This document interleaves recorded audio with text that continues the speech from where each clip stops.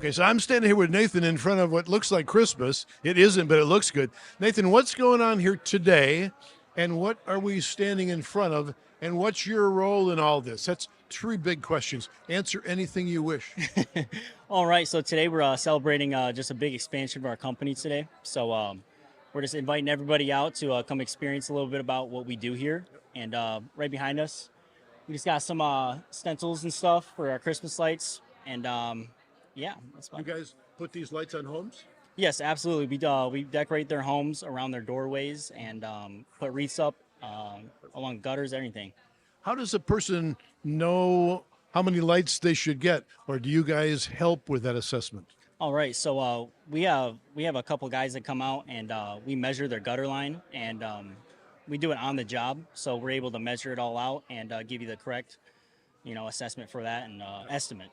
So if somebody uses your service to decorate their place, once that decoration is done, can they get the same stuff put up next year? Absolutely. So after they get everything put up the first year, and after we do the estimate and help them out with that, we actually take their Christmas lights and put them in a box, and we save it for them. Yep, excellent. All right. So today is a celebration of your new shop expanding. What's your role in the cleaning part? All right, so I'm a lead technician here at Excel. I clean windows, so I run a crew and operate that. And I have a couple guys with me at all times, and I do everything really, gutters, windows, and I'll even help out some power washing if need be. So if somebody's getting their windows cleaned and they're happy with it, do you ever get a neighbor who's looking over going, what's going on over there, and maybe get a referral based on just a good report? Absolutely. So sometimes we have some curious neighbors and they come to the truck themselves, and we'll hand out some pamphlets for them. But if not, we do know that the customers do communicate along the community. So our name and our company does get widespread out there just like that. Excellent. Well, you do a really good job. You and your crew do a good job of spreading your company name around. So, Nathan, thank you for taking time. Yeah, thank you very much. Good luck to you, buddy. All right, appreciate it. Thank you.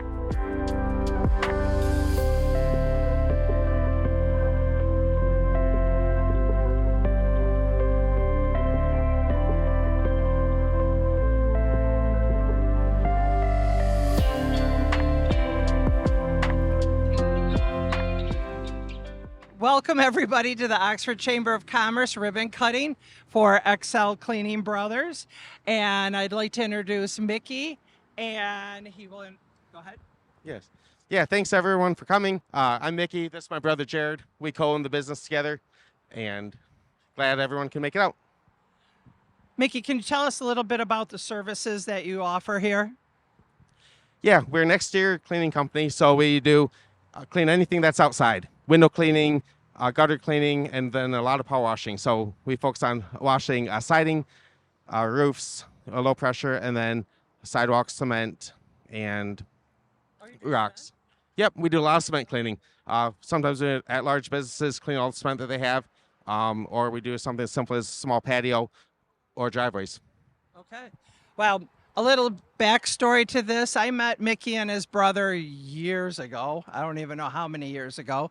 And they were doing some work at my house, and they did a beautiful job. And then the next year I had them come back, and you did a fabulous job on my paver down to the pool. Yep. And I said, you guys should join the chamber. We can get you so much more business. And here you are, and you're doing a fabulous job, and all of Oxford loves you. What do you do at Christmas or the holidays for services? Yeah, so as it gets colder, we don't need to do as much power washing. And so then we also have another company called Excel Christmas Lights, and we start installing Christmas lights in October all the way through about mid-December. And it's an all-inclusive service, so then we come back and we take all the lights down in January. So how much time do they need if they say, oh, hey, I need my gutters clean? How much time do they need before you could possibly come out and do your service? Yeah, right now, a lot of times we have same week bookings, but usually we can get you in within a couple weeks. Okay. And are you Monday through Friday only, or on the weekends? Yeah, our crews normally work Monday through Friday. Sometimes we offer some Saturday services. Our phones are answered on Saturday as well, so you can always call to book a quote. You can call, book a quote. A lot of times get a quote over the phone Monday through Saturday. All right. Well, welcome to this new beautiful building that you have here. I know you've been here a little bit, but it looks like you've expanded. So we'll go ahead and do the official. Do you want to do it together? The official ribbon cutting? Oops, sorry. Yeah. And we want to give that to you for your door and the official welcome. So thank you very much. Thank you. All right. Thank you, everybody, for coming out today. And he's doing a customer appreciation. So come on in and enjoy the festivities.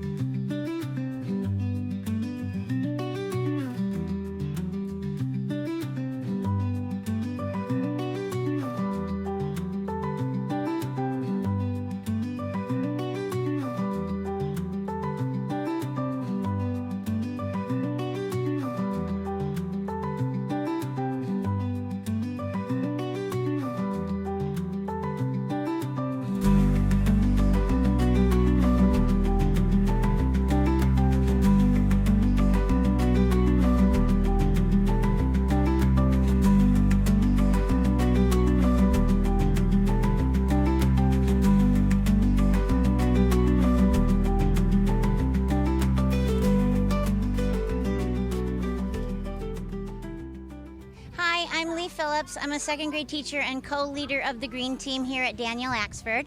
I'm Jennifer Moore, co-leader of the Green Team here at Daniel Axford. And we run the Green Team for first and second graders. They come before school once a month, and it's all on their own time, and they're interested in saving the earth. And this is our gardens that her son, David Moore, did for his Eagle project. so A he long built time the ago. he built the beds, and he there's a bench over here that he got that's all from recycled material. And so every year we plant the gardens with the students. This year they made seed cakes out of recycled construction paper and seeds. So that's what they're planting right now. Yes, we've had the Green Team for 6 or 7 years. I have been the leader for that time. And then Mrs. Moore, how long have you been here? This is my third year. It usually starts about October, and it ends usually the last week in May. And some of the things that we do is we collect items for soldiers, and a former teacher makes stockings and sends them out. So we collect socks and playing cards and toiletries and stuff and assemble. And we gave away over 100 this year.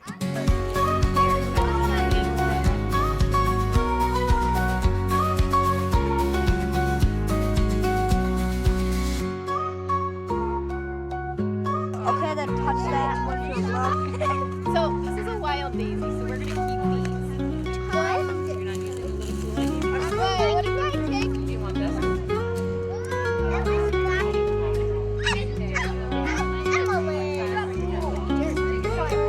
And it plays the pool. Oh, I can listen. Thank you.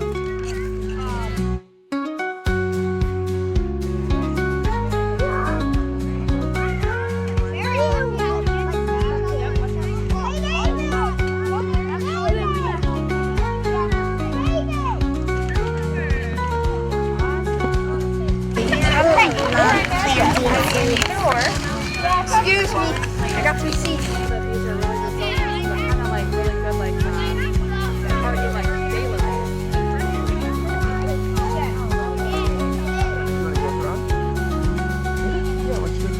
Now what we're gonna do is we're gonna put a layer of dirt over these.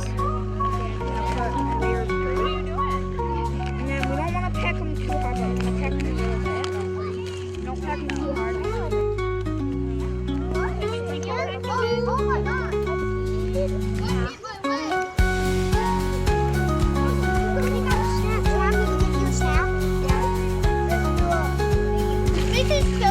Yes. Oh, why are you flooding it? There we go.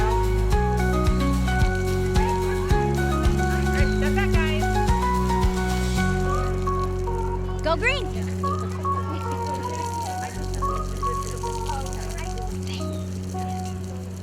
Green team. So 1, 2, Welcome to Axford Community Television. We are proud that our 4 communities continue to choose local programming, local news, sports, community issues, familiar faces, celebrations, and commitment to each other. Welcome to Axford Community Television. Hello everyone, my name is Julien with Oxford Community Television, and today I'm here at Miracle Quilts to take a look at what they're doing with their fundraiser. Miracle Quilts was founded in March 2009 to honor the service of PFC Joseph A. Miracle, Ortonville, Michigan, who made the ultimate sacrifice on July 5th, 2007 in Afghanistan. This project was created to honor his memory and dedication to our country. So we founded this group to commemorate his service and sacrifice and for our country, and we will not forget him. And it's an honor to be able to make these quilts and present them to veterans in the hospital or if they're sick or injured or whatever. And sometimes we give the quilts to their dependents. We do make quilts for the female veterans, and we have a lot of quilts for the veterans' children, too. Because a lot of times the little kids, if their parent was injured, they don't know what's going on. But it's sure nice to get a nice whoopee and have that, to just wrap around yourself and feel the love. And as you can see, the quilts in the background, these quilts take hours and hours of time, and the money, the commitment. We do not have any big corporate sponsorships, so what we do is we have the quilt show, and 100% of the money that we raise today goes in the bank, and we only use it for supplies to create the quilts and for postage. Postage is a killer. They keep raising the rates, and for me to mail one quilt within the United States is about $25 or $30. It's high.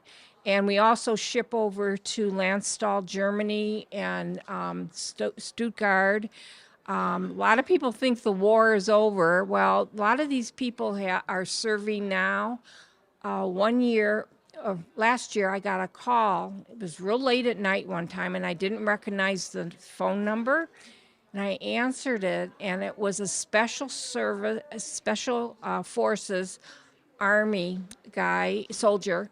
He had been serving in Africa and was critically injured. And all he told me was, I'll be in the hospital for months. And what they do is they stabilize them over there, and then they ship them to Walter Reed in Washington, D.C. And he told me he was laying in bed feeling kind of sorry for himself, and in walks the nurse with a quilt. He was so touched by it, and my grandmother used to make quilts. I just love it, and I wanted to call and thank you. And the next day, his mother called me from Wisconsin. He obviously contacted her, and she called to thank our group for our quilts. So we don't get a lot of thank yous, but when we do, it sure means a lot, and we're appreciated. And we love delivering them, and that's all I'll do this summer is place them with the appropriate veterans. So that's what we do.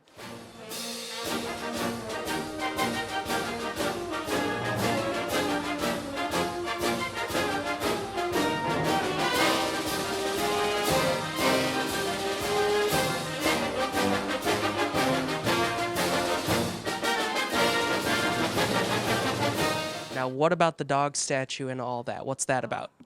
Well, when we are cutting up kits, we make kits for people to take home and sew. And you start putting it in a container, you go, oh my goodness, there's so much I'm throwing out. Little scraps of batting and fabric go in the garbage. Well, now we have started making dog beds for Great Lakes Animal Rescue in Metamora. We'd make them in all sizes because obviously there's all kinds of sizes of shelter dogs. And so out there we have a little bag of scraps, so you can see it. There's a pillow out there, and one of my friends brought in a stuffed animal that looks like a dog.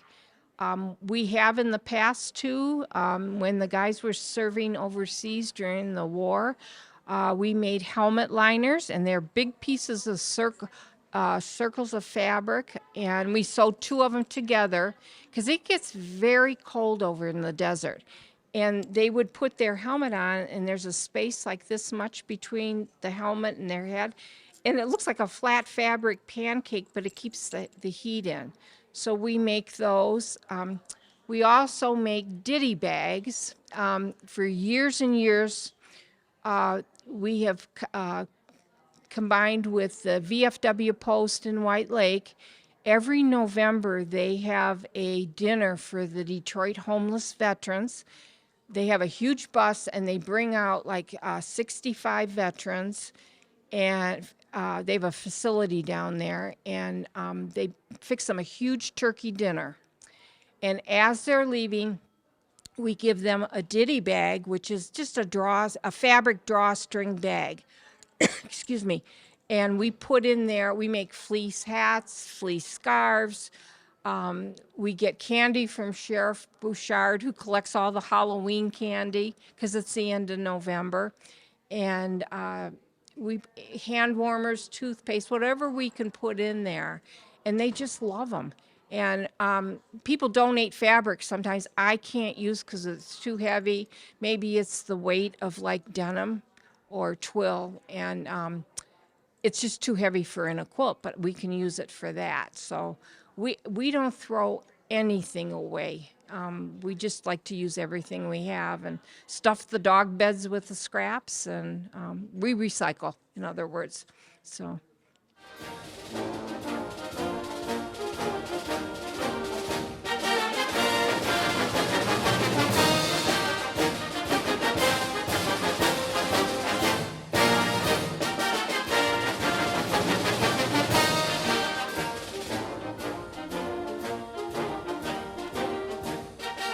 We've been doing this is our 17th year, and I am so proud to say that we have made and delivered 10,000 quilts, but that is not including what you see here behind me. This is the new year, so it's like a new page in our calendar. So.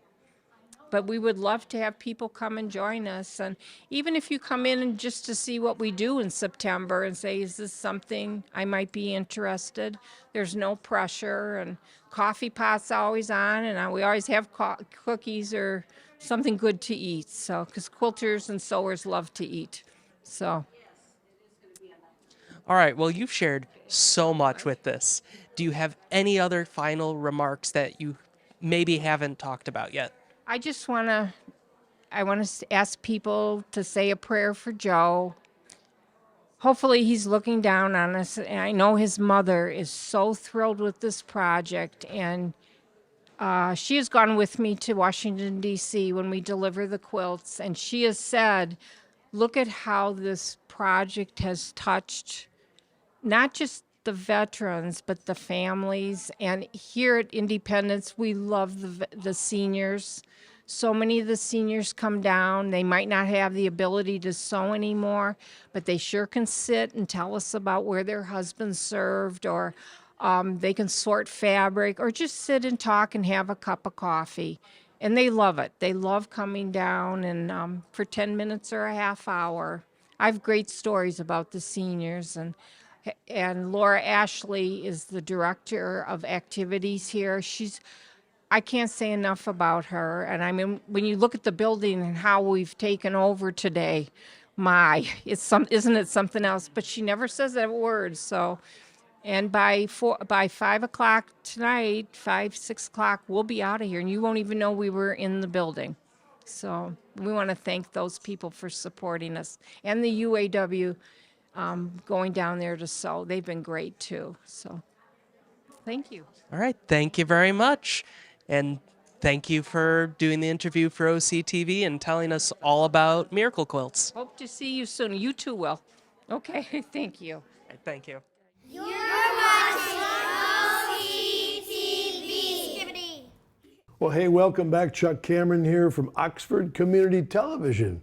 we welcome Dave Gerber. Dave Gerber, thanks for coming back to Oxford. Thanks for asking me. I appreciate it. It's a pleasure. Yeah, cool. You have a role that interests me personally. You have one of your many hats, I understand, is working with the local police department as a spiritual counselor, working on the spiritual side of law enforcement, which is not a world that we think of, but they're people too. So how did you get involved in that, and how do you work that? And do people who are trained in law enforcement to be tough and rugged and completely self-sufficient? Yeah, everybody is. I work also for the last few years with the fire department. Yeah, so chaplaincy, we call it chaplaincy, right. Is different than what a lot of people think. I think before you were talking about, all right, do they have a spot? Yeah, but it's not what we think. Yep. How I started was there was a restaurant downtown. You guys may remember Pat's Place. It's now the Axford Tap and Marrow's in there, but that used to be a Quonset hut surrounded by brick walls. Okay. And so Pat Ficina, who owned it, I would go in there because I was trying to plant a church and didn't know anybody, and they always said, find the place that was the informal town hall, and that's where it was. That's where people were. So she took a liking to me and said, I'd like you to meet the police chief. Okay. And the other chaplain, Steve Porter, who died a few years ago, was a chaplain but also doing dispatch. Okay. So I said, would you be interested? And I said, yeah. Sure. I mean, I didn't really ever do any police chaplaincy. But then we went through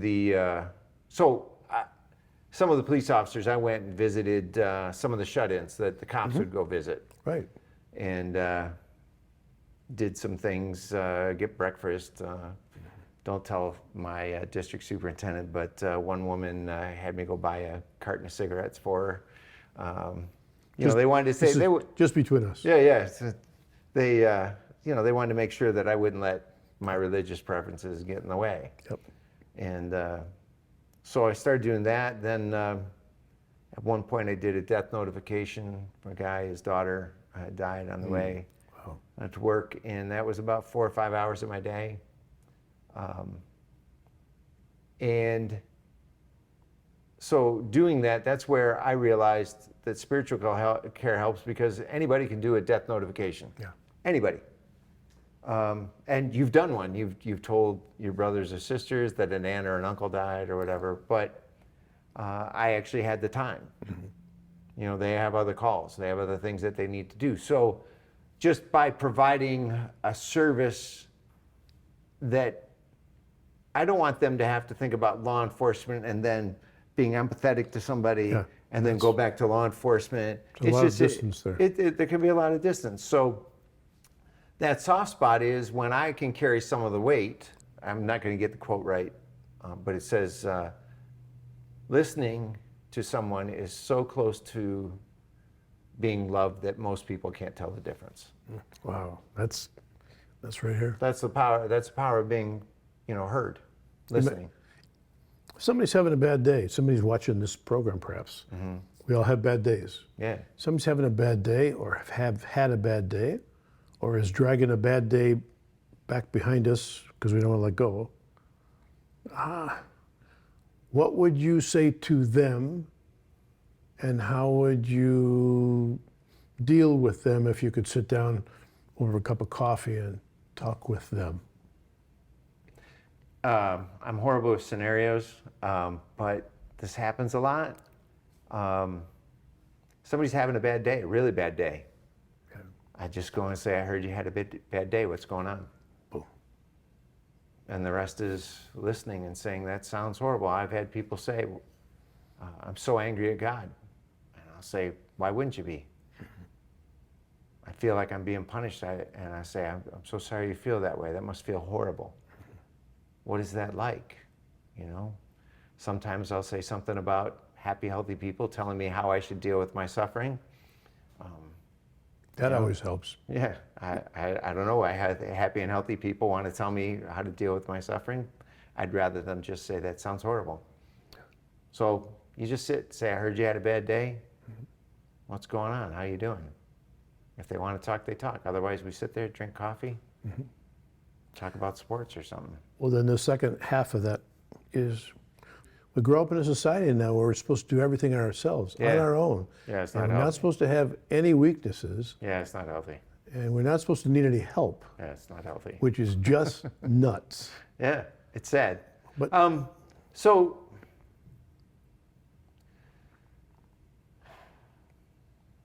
I have some very good friends that I can say anything to. I have some friends that I like hanging out with, but I mean, it's horrible. I'd rather you edit what I just said because, you know, it's just hard. But find somebody. But the other part is find somebody to be that friend for. Yeah, there. You find somebody to be that friend for. Find something bigger than yourself. A lot of studies will say if you have something beyond yourself, if you're doing something that's not focused on yourself, that's actually pretty beneficial. And there's support groups and there's help out there. But yeah, it stinks. So Well, if somebody were having a grumpy day or bad time or wondered about this Bellbrook thing, what's there and how might they bring some good moments to somebody at Bellbrook? Just draw us a picture. well, anywhere. I mean, you've got nursing homes and Right up the street. yeah, just everything. You got a bunch of places. You know, go ask if you can volunteer. Bingo. And they have a process. We all have a process. But I had one woman at my work. She was having some stuff go on, and we were working on a puzzle. And she said, "How are you going to put this on your time card?" And I said, "Oh, I worked a puzzle, and I get paid to do puzzles." But a lot of good work's done over puzzles, over coffee, donuts. I don't eat much of that stuff anymore, but It's probably like manna, only with more sugar. yeah, lots more sugar. But yeah, you just go and you ask, because I guarantee you, a vast majority of the people are not having visitors like they used to. Yep. And you don't have to visit a lot of people. You can just pick one person and go hang out. Ask them about their life. Ask them about what they did as a kid. You know, what's their favorite music? Imagine that. Yeah, just spend time with them, man. If you ask people, sometimes they'll give you an answer. And if they don't, just sit with them, watch a movie. I've done that too. Good. Yeah. Well, I appreciate you sitting with us Yeah. and giving us a little window into the world that you are called at this point to populate, Yeah. and the helps that you bring to people. And so thank you for your time. It is always good to hear your stories. Oh, I thank well, you. Yeah, I appreciate it. I really do appreciate it. I hope this is helpful. And yeah, anytime I can be of help, let me know. There you go. Well, you heard it first. You heard it here. Dave suggests that maybe if you're having a bad day, you maybe get out of your own way and go find some place where you can help somebody who might just, you didn't say this, who might just be having a worse day than yours. Because that quite might possible. make your day a little less worse. Is that technically a word? I wouldn't write it that way, but yeah, I think it sounds good. Well, David, thank you once again. Thank you very I much. appreciate that. All right. For Dave, this is Chuck saying we hope you have a very good day.